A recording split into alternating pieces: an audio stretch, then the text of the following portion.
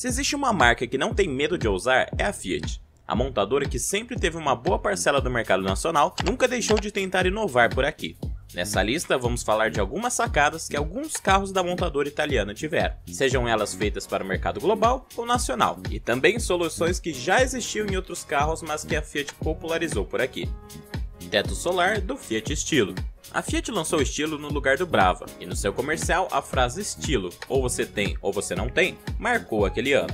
O médio deixava de lado as linhas arredondadas e frente baixa do Brava, para ter um design mais quadrado que lembrava muito o modelo Fiat Tipo. Com versões bem equipadas, com rodas grandes e cores chamativas, inclusive derivadas da Ferrari, o sucesso entre os jovens foi certeiro. Mas o que mais chamava atenção neste modelo, sem dúvidas, era o teto solar Sky Window.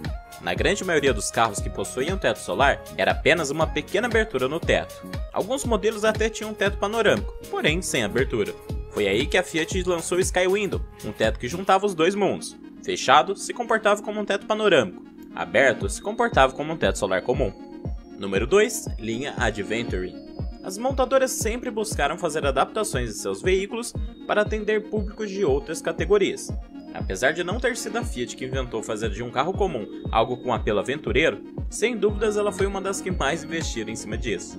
A Weekend, por exemplo, recebeu o visual aventureiro já na primeira geração. Dentre as soluções estéticas temos farol de milha, para-choque de impulsão, rack de teto duplo e para-choque sem pintura. Já na segunda geração, ou primeiro facelift como você preferir, temos as mesmas soluções estéticas, porém com farol de milha um pouco mais baixo.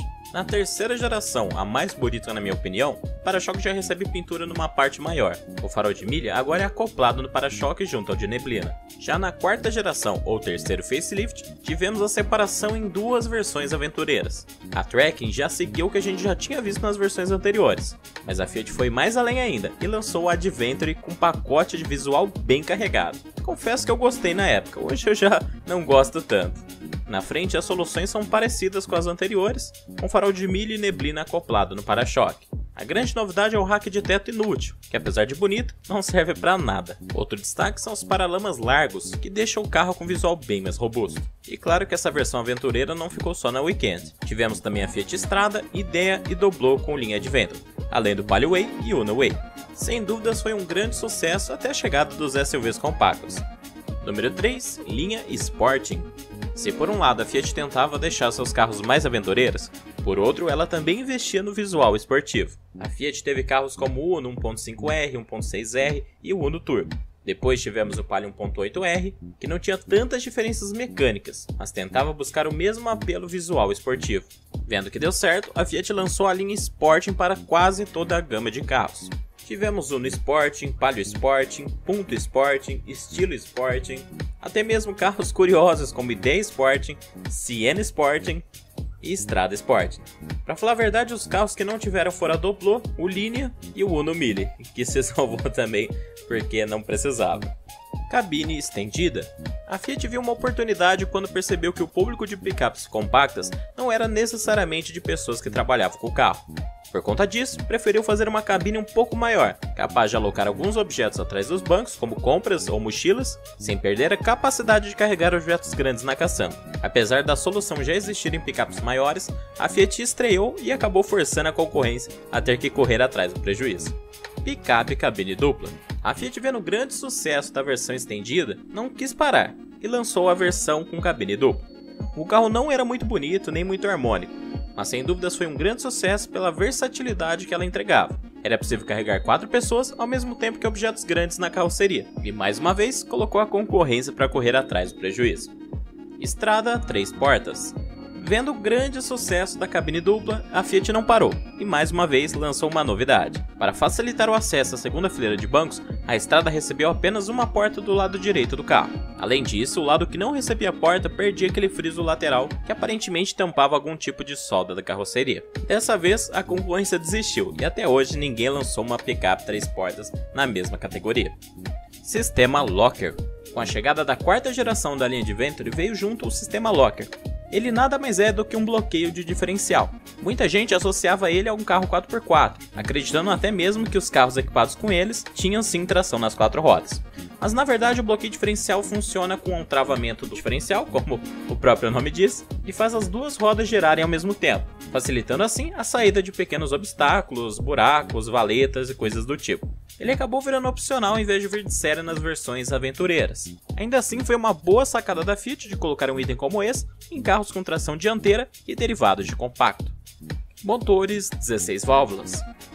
A Fiat não foi a primeira a vender um carro 16 válvulas no Brasil, porém foi a primeira montadora a ter um modelo nacional com motor 16 válvulas.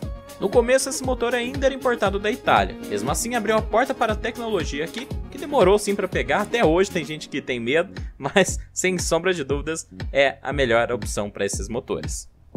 Farol com projetor. Farol com projetor não é apenas um item estético. A iluminação com esse tipo de farol é muito mais precisa, o que acaba sendo maior segurança para dirigir à noite. Ele chegava na linha Palio no Siena, Weekend e Strada, lá em 2008, e já em 2010 chegava no Palio também. Até hoje é um item muito raro de achar até em carros médios, imagine no compacto. Se eu não me engano, o primeiro compacto do Brasil a possuir esse item foi o Renault Clio. Mas se eu estiver errado, deixe aí nos comentários qual foi o primeiro carro desses menores a ter esse tipo de item. Motores downsizing.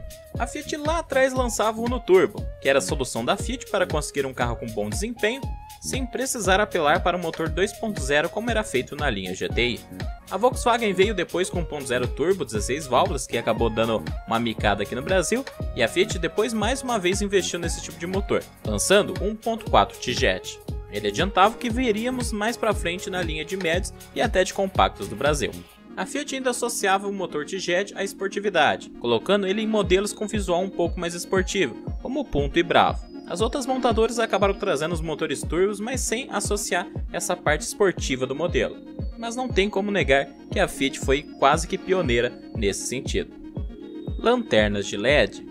Quando a Fiat Idea recebeu seu facelift, a coisa que mais chamava atenção eram as lanternas traseiras em LED. Ela não foi o primeiro carro a ser vendido no Brasil com esse tipo de item, porém foi o primeiro carro nacional a disponibilizar esse item de estética. Motor transversal. O Fiat 147 foi o primeiro carro nacional a adotar esse tipo de solução, que viria a ser praticamente a regra de como se produzir um carro com tração e motor dianteiro. A maior vantagem desse tipo de posicionamento do motor está no ganho do espaço interno. Claro que o projeto também permite que se façam carros com o mesmo espaço, porém ainda mais curtos. Mas claro que na época do 147, o espaço interno era o que mais chamava a atenção do pequeno Fiat. Outra vantagem desse tipo de instalação é na dinâmica do carro, que tem o peso melhor distribuído nos dois eixos. Picape compacta. O mesmo 147 foi o pioneiro em entregar uma picape derivada de um carro compacto, e além disso, popular. A grande curiosidade era que tinha uma opção de carroceria curta e uma longa, para assim atender diversas necessidades do público. Ele ainda contou com uma versão perua, sedã e baú. Movida a caipirinha. A Fiat saiu na frente mais uma vez com o 147, entregando o primeiro carro movido a álcool. Era o início de uma nova era, que lá no futuro acabaria trazendo os carros flex, que diferente do que possa imaginar, existe desde o Ford T lá em 1908.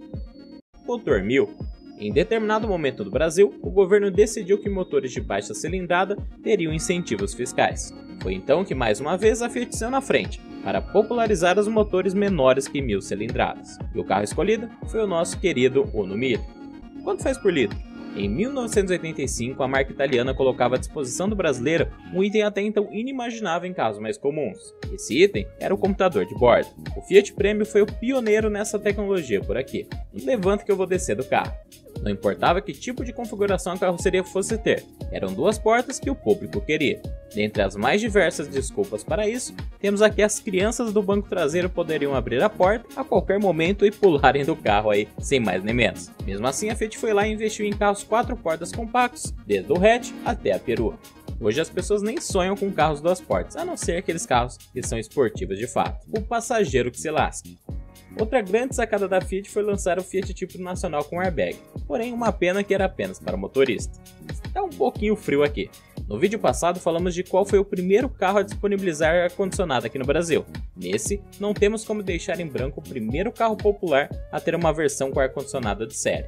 Esse carro era o Fiat Uno Mille ELX 94. E é isso, pessoal, encerramos aqui mais um compilado de um vídeo clássico aqui do canal. Espero que tenham gostado. Se eu esqueci de alguma coisa, alguma inovação da Fiat aqui no Brasil ou no mundo mesmo, Deixe aí nos comentários que eu quero saber.